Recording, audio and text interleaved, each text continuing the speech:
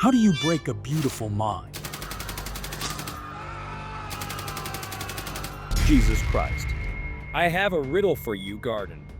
Inside the dean's office of one of the most prestigious schools in the United States. Did you not tell me you studied?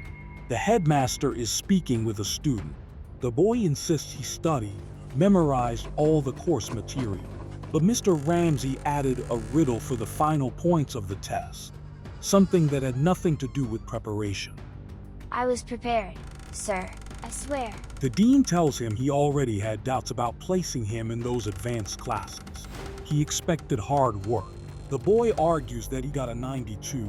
It's still an A. It was the third highest score in the class. Third best.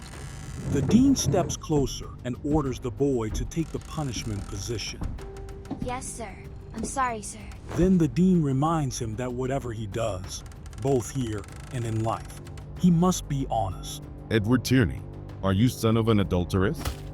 No, sir. Are you son of an adulteress? No, sir. Whose son are you? I'm your son, father.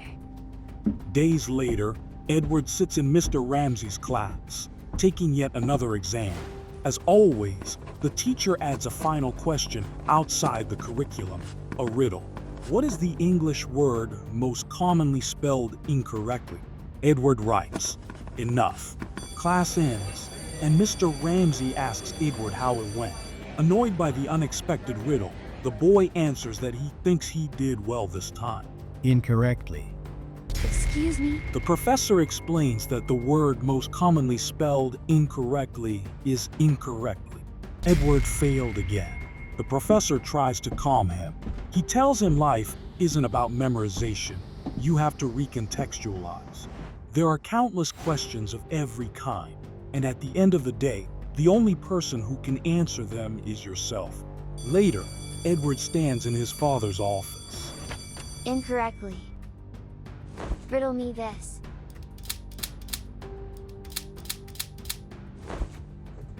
Father, I was wrong. It wasn't enough. Please, come in. Edward steps into Mr. Ramsey's office, trying to convince him how unfair it is to add those riddles at the end of exams. They have nothing to do with what the students studied all year. The professor understands the frustration and says it must be difficult being the son of the headmaster. Everyone there comes from blue blood families from the big East Coast. It must be frustrating. Edward insists the riddles are unfair and says he's going to report him.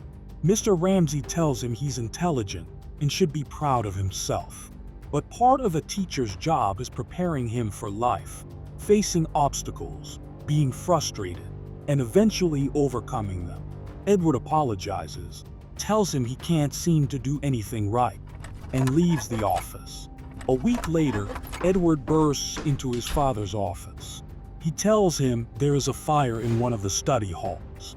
The headmaster orders him to stay there while he handles the situation, but warns him not to touch anything. Edward sees his chance. Good morning, everyone. Take a sheet of paper, a pencil, and let the test begin. I wish you success. 2 days later, on the school basketball court, You wanted to see me, sir? the professor asks Edward if he likes basketball. Edward says he doesn't have time for sports. He has to study. Mr. Ramsey tells him he's wasting his youth studying for a better future, when in that future, the only thing he'll wish for is time, to be young again.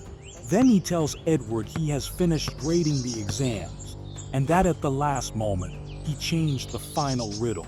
Edward freezes for a moment. Edward, if you are going to cheat, at least do it well. You didn't even bother to read the question. You can't tell father. Mr. Ramsey tells him this isn't the end of the world, just a stumble that will make him stronger. Don't tell Dad about this. He's not who you think he is. He doesn't play games like we do. He does know how to have fun. Years pass. Batman stands before Edward's father. Time has ravaged him, no longer a headmaster, just a sad, diminished man. Batman has come to learn more about Edward's past. The father explains that Edward was a prodigy, intellectually surpassing even young Wayne and Lex Luthor.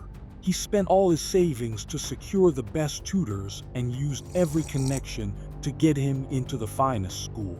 And still, he's an idiot. The father says his son was blessed with a gift and wasted it on games.